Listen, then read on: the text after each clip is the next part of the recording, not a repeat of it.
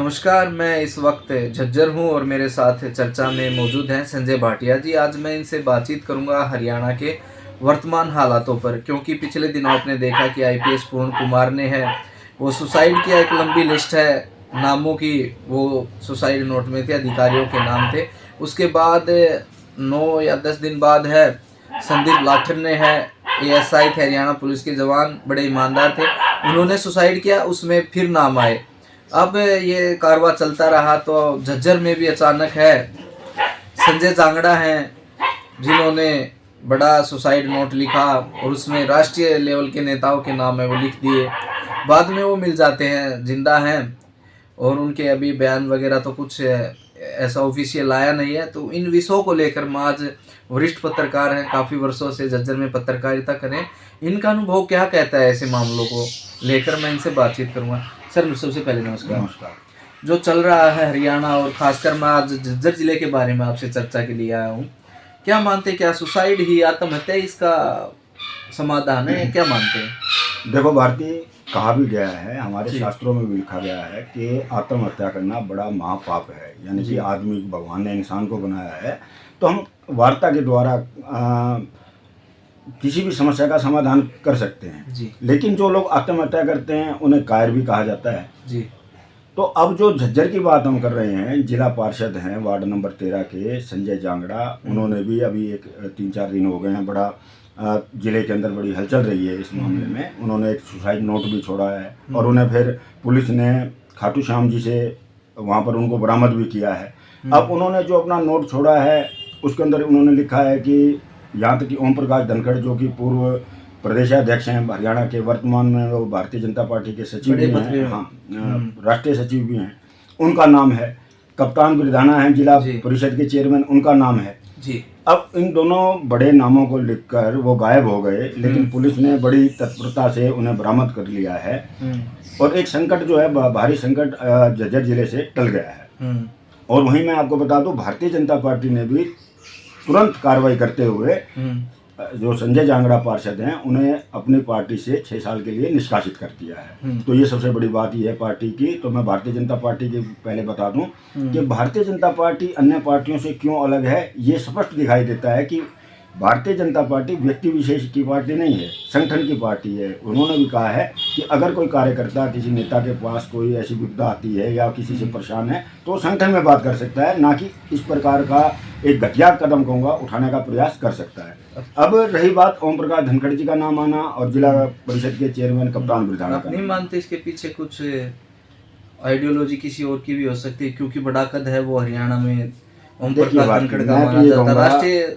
झज्जर जिले में ही नहीं, हरियाणा के अंदर ओम प्रकाश धनखड़ जी का एक बहुत बड़ा कर है, ठीक है जी।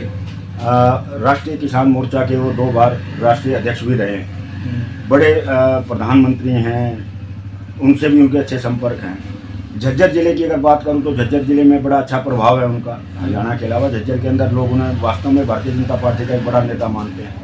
तो मुझे कहीं ना कहीं ऐसा लगता है कि कुछ ऐसी कोई लॉबी भारतीय जनता पार्टी में ही बन रही है जो धनखड़ साहब की लोकप्रियता, बढ़ती लोकप्रियता को पचा नहीं पा रही है।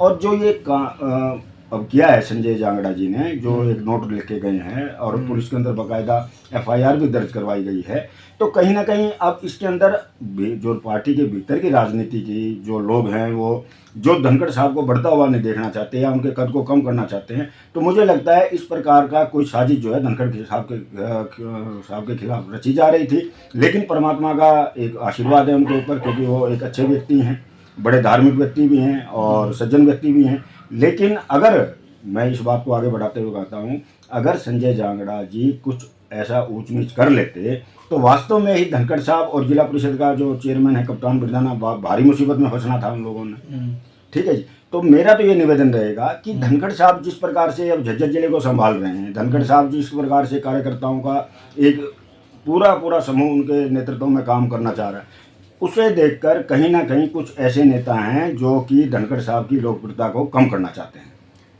देखिए, ये तो पार्टी के अंदरूनी मामले हैं, देखना पड़ेगा धनखड़ साहब को भी कहाँ से क्या चल रहा है, थोड़ा सचेत रहना होगा।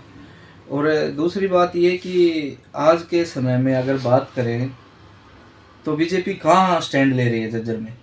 देखिए, भारतीय जनता पार्टी का स्टैंड लेने का मतलब ये है कि आज कांग्रेस उसके सामने अभी नहीं है, तो स्वाभाविक है कि भारतीय जनता पार्टी अप है। अब आज जी। झज्जर शहर की बात करूं मैं, झज्जर जिले की बात करूं, तो भारतीय जनता पार्टी धीरे धीरे ऊपर आ रही है और कांग्रेस नीचे जा रही है। इसके पीछे सबसे बड़ा रीजन भारतीय ये है कि भारतीय जनता पार्टी प्रतिदिन कोई ना कोई कार्यक्रम आयोजित करती है जिसमें कार्यकर्ता सम्मिलित रहते हैं, जी। जबकि कांग्रेस के पास कुछ है ही नहीं करने के लिए, ना कोई प्रदर्शन है, ना कोई आंदोलन है, ना कार्यकर्ताओं को इकट्ठा करने की उनकी कोई योजना है। और भारतीय जनता पार्टी प्रतिदिन कोई ना कोई कार्यक्रम करके अपने कार्यकर्ताओं को इकट्ठा करती है, उन्हें मोटिवेट करती है, उन्हें आगामी कार्यक्रमों के बारे में बताती है।